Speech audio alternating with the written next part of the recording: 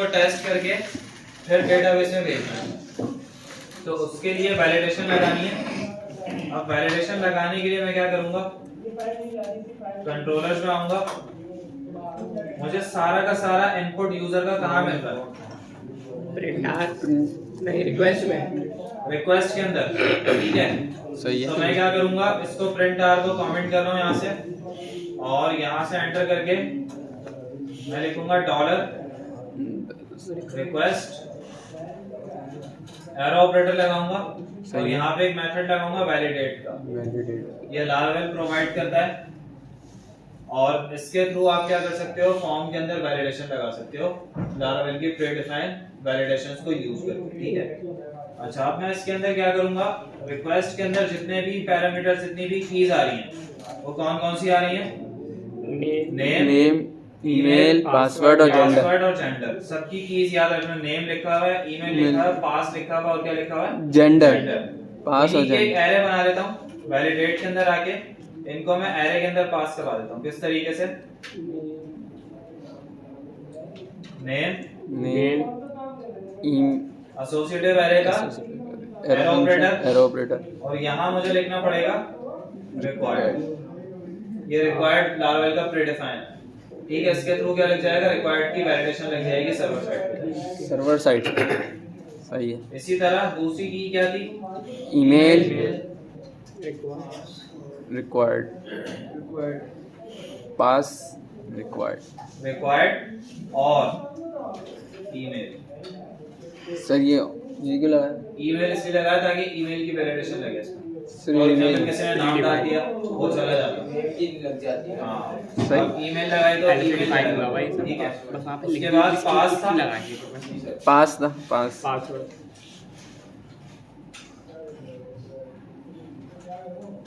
ये भी रिक्वायर्ड हो जाएगा, और लास्ट क्या था, जेंडर।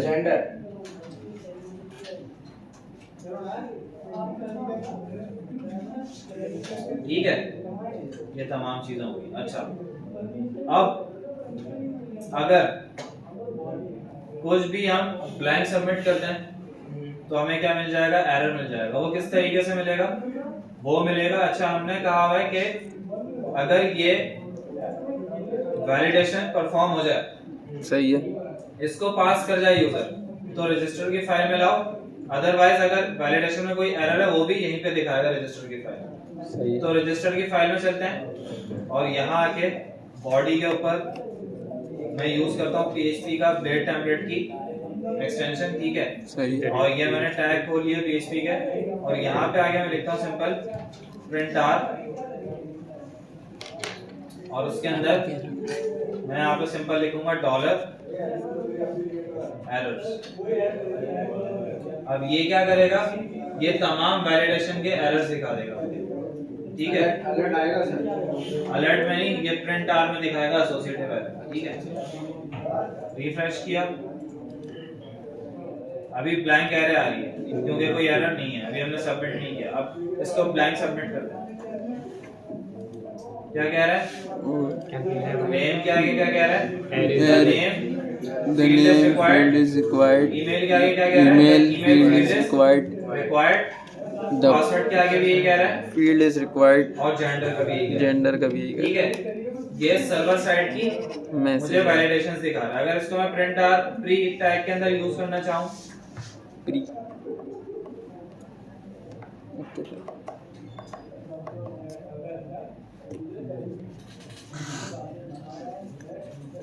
Eco pre.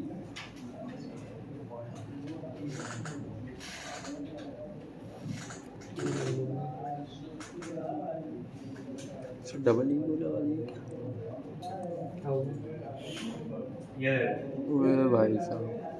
ठीक है, नेम वाला, ईमेल वाला, पासवर्ड और जेंडर, और मजीद सफाई से दिखा दिया उसने सब, सही है। ठीक है भाई। अच्छा, अब यही एरर्स मुझे दिखाने कहाँ पे, फील्ड में, इनके फील्ड्स के नीचे, ठीक है। तो इसको दिखाने के लिए मैं क्या करूंगा, इनपुट फील्ड के नीचे आऊंगा, और यहाँ पे आके स्पैन का टैग लगाता हूँ।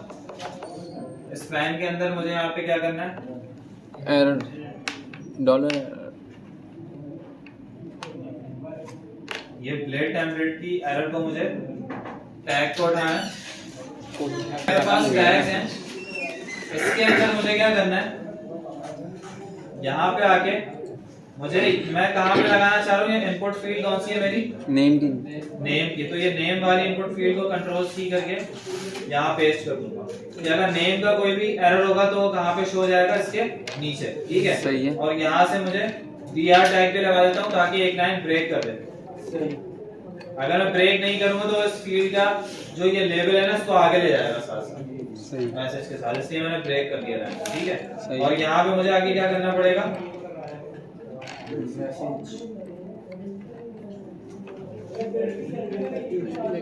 मैसेज को प्रिंट करना पड़ेगा। इसके अंदर एरर का मैसेज आएगा, जो नेम वाली फील्ड का जो एरर होगा ना उसका मैसेज मुझे इसके अंदर दिखेगा। सही है। ठीक है, अब इसी तरह इसको उठाता हूँ, ऑल्टर शिफ्ट डाउन और सब जगह इसी तरह यूज कर लेता हूँ। और यहाँ पे क्या हो जाएगा, ईमेल हो जाएगा पास। जेंडर के लिए भी कर लेते हैं।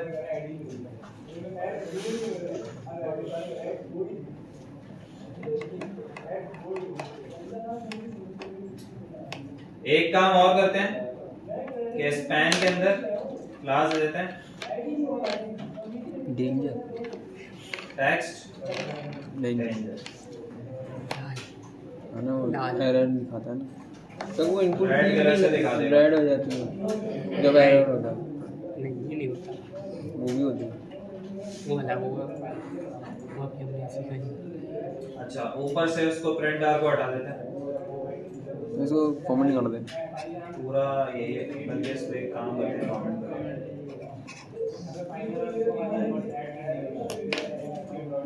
क्या कि ठीक है, जी सर। आ गया। अब अगर हम इसको सबमिट करेंगे, इसको फिल कर देते हैं और रजिस्टर करते हैं, तो ये सबमिट हो गया, लेकिन बाकी सब एरर शो करवा रहा है। लेकिन हम चाहते हैं जब तक पूरा का पूरा फिल ना हो जाए, पूरा सबमिट ना हो, तो ये वाला जो हमारे पास नेम है ये फील्ड नजर आए। ठीक है, जैसे अगर मैं यहाँ पे जाके इसको सही कर देता हूँ, इसको सही करता हूँ, तो ये दोनों सबमिट हो गए, मतलब ये ठीक थे इनपुट, बाकी ये रह गए। ठीक है, सही है। तो इनको भी गायब नहीं करना जब तक ये तमाम पूरा का पूरा फॉर्म मेरा सही से सबमिट नहीं होगा। ठीक है, तो उसके लिए मैं क्या करूंगा, यहाँ आके इनपुट के अंदर वैल्यू में इसको और रिटर्न यहाँ करवा आके मुझे एक एट्रीब्यूट कह रहा हूँ, मेथड लगाना पड़ेगा लारावेल का, जिसे हम कहते हैं ओल्ड। और यहाँ जाके मुझे की कॉल करनी पड़ेगी, कौन सी वाली, जो मैंने नेम के एट्रीब्यूट के अंदर कॉल की है। ठीक है, इसी तरह ईमेल के लिए कर लेते हैं, नेम की जगह क्या आ जाएगा, ईमेल, ओल्ड पासवर्ड पास।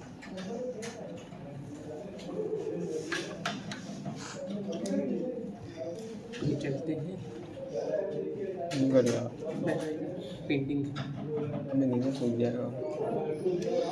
कट हो गया, मेरे पास भी थी कटवा है, चलते हैं। रिफ्रेश किया,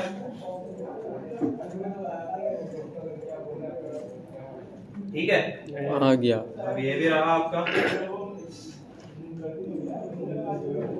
पासवर्ड सही डाला। ठीक है, अब सब गायब हो गया क्योंकि सब कुछ सही था और हमने इसको रिक्वेस्ट से एक्सेप्ट नहीं किया, वरना हम अगर एक्सेप्ट करते हैं यहाँ से तो ये रिक्वेस्ट के पैरामीटर के अंदर हमें मिल जाता है। अगर हम इस तरीके से करते हैं, प्रिंट आर या फिर डीडी कर लो आप। डीडी का एक फंक्शन आता है लारावेल के अंदर, जिसके अंदर आपको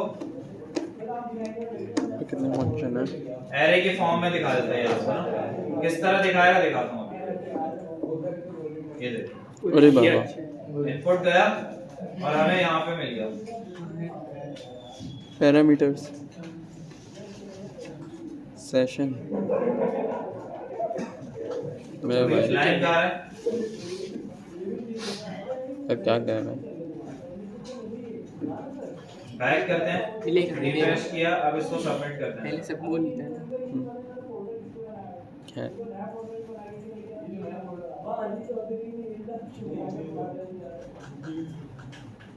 क्या है, नजर क्यों नहीं आ रहा। ये रहा रिक्वेस्ट और ये है ना डेटा मिल गया। क्या बात है, ठीक है, बड़े भाई। जो डेटा हमने डाला था ये dd का फंक्शन देता है। इसका मतलब होता है कि ये var डम और जो आपका die का फंक्शन होता है दोनों का कॉम्बिनेशन है। मतलब कि ये क्या करेगा, आपको यहाँ पे आउटपुट दिखाएगा और नीचे जो आपका ये रजिस्टर वाली फाइल थी इसमें क्या था, फॉर्म था, उसको रन नहीं करेगा, ये आगे पेज को रोक देगा। ठीक है, जब आप इसको हटाओगे तो फिर उसके बाद आपका पेज रन होगा। समझ में आ गई? चलिए हटाएंगे। तो ये आपका सिंपल वैलिडेशन थी, जल्दी से कर लो सर अगर आप